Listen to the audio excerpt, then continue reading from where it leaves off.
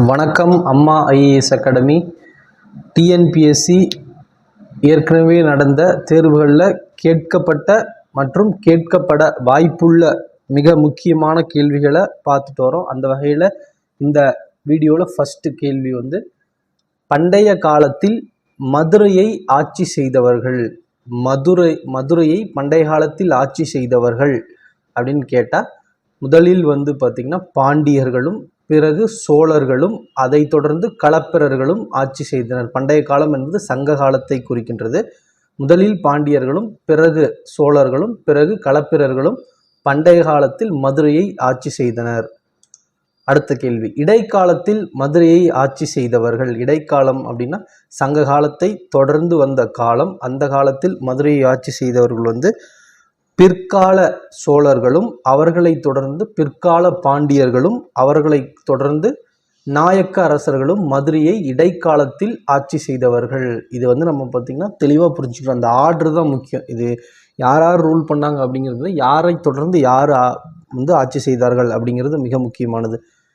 பண்டைய காலம் அப்படிங்கும்போது முதலில் பாண்டியர்களும் பிறகு சோழர்களும் பிறகு களப்பிரர்களும் ஆட்சி செய்தனர். இடைக்காலத்தில் முதலில் பிற்கால சோழர்களும் பிறகு பிற்கால பாண்டியர்களும் பிறகு நாயக்க அரசர்களும் ஆட்சி செய்தார்கள். இந்த வரிசை முக்கியமானது. அடுத்த கேள்வி, கடைச்சங்க காலத்தில் தமிழ் பணி செய்த புலவர்களின் எண்ணிக்கை. நமக்கு தெரியும் 3 முக்கிய சங்கம் நடைபெற்றது. முதல் சங்கம் தென் மதுரையில் நடைபெற்றது. குமரிக்கண்டம், அது கடல் கோளால் மூழ்கிவிட்டது. அந்த குமரிக்கண்டத்தில் இருந்த தென் மதுரையில் முதல் சங்கம் நடைபெற்றது. இரண்டாவது சங்கம் கபாடபுரத்தில் நடைபெற்றது. கபாடபுரமும் அந்த குமரிக்கண்டத்தில் இருந்த பகுதி தான். அதுக்கப்புறம் கடைச்சங்கம், 3வது தமிழ் சங்கம் என்று சொல்கிற கடைச்சங்கம் தான் இன்றைய மதுரையில் நடைபெற்றது. அந்த காலத்தில் இன்றைய மதுரையில் நடைபெற்றது. ஸோ கடைச்சங்க காலத்தில் தமிழ் பணி, அந்த கடைச்சங்க காலத்தில் தமிழ் பணி செய்த புலவர்களின் எண்ணிக்கை 49 பேர். இந்த 49 பேர் இது ஏற்கனவே ப்ரீவியஸ் இயரில் கேட்கப்பட்ட கேள்வி, மிக முக்கியமான கேள்வி. 2-3 முறை கேட்டிருக்காங்க. அது மட்டும் இல்லாமல் 4வது தமிழ்ச்சங்கம் எப்போது அமைக்கப்பட்டது அந்த கேள்வியும் கேட்டிருக்காங்க. 1901ஆம் ஆண்டு அமைக்கப்பட்டது. இன்றைய மதுரையில் அமைக்கப்பட்டது. பாண்டித்துறையார் மேற்பார்வை, பாசுகர சேதுபதி மன்னர் தலைமையில் பாண்டித்துறையார் மேற்பார்வையில் 3 பேர் அந்த சங்கத்தை அமைச்சிருப்பாங்க. யார் அப்படின்னு கேட்டால் டாக்டர் உவே சாமிநாதர், அதுக்கப்புறம் ராகவனார் மற்றும் பிரதிமார் கலைஞர் அப்படின்னு சொல்லிட்டு இந்த 3 பேர் 4ஆம் தமிழ்ச்சங்கம் 1901 இன்றைய மதுரையில் அமைக்கப்பட்டிருப்பாங்க. ஸோ கடைச்சங்க காலத்தில் தமிழ் பணி செய்த புலவர்களின் எண்ணிக்கை 49 பேர். அடுத்த கேள்வி, மதுரைக்கு அகில் மற்றும் சந்தனம் எங்கிருந்து கொண்டு வரப்பட்டது? கிழக்கு கடற்கரையில் அமைந்திருந்த தொண்டியிலிருந்து. மதுரைக்கு கிழக்கே, அந்த கிழக்கு கடற்கரையில் தொண்டி அப்படிங்கிற ஒரு துறைமுகம் நகரம் இருந்தது. அந்த தொண்டியிலிருந்து தான் மதுரைக்கு அகில் மற்றும் சந்தனம் போன்ற பொருள்கள் இறக்குமதி செய்யப்பட்டன, கொண்டு வரப்பட்டது. அடுத்த கேள்வி, பண்டைய இஸ்ரேல் அரசர் சாலமோன் எங்கிருந்து முத்துக்களை இறக்குமதி செய்தார்? சாலமன் அரசர் இஸ்ரேல் பண்டைய அரசர். அவர் முத்துக்களை உவரி அப்படிங்கிற ஒரு இடத்துல இருந்து இறக்குமதி செய்தார்.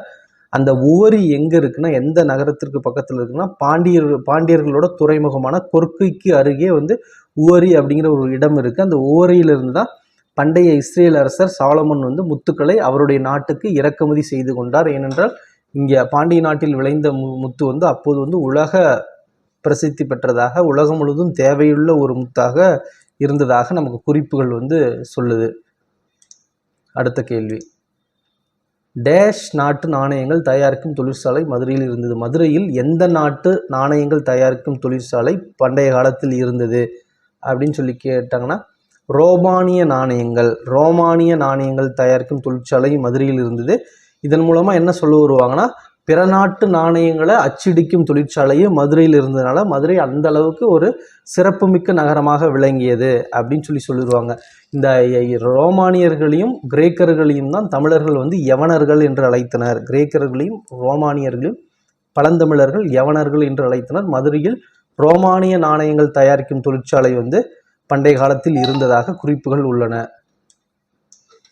அடுத்த கேள்வி, மதுரையை பற்றி குறிப்பிடும் வெளிநாட்டவர் குறிப்புகள் எது?